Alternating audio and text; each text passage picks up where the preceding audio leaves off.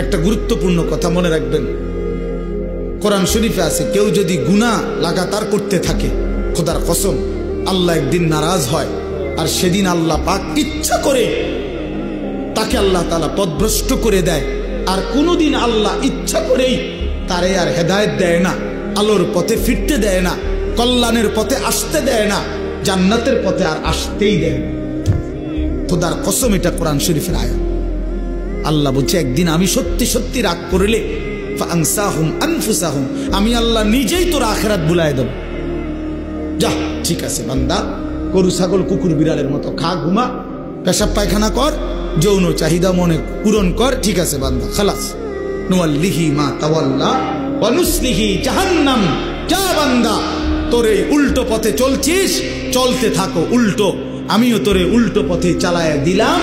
তো মনে রাখো একদিন ওয়া নুসলিহি জাহান্নাম, উল্টো পথে চলতে চলতে একদিন তোমারে আমি আল্লাহ ধাক্কা দিয়া লাথি দিয়া ফেরেশতাকে বলে জাহান্নামে ফেলে দেব।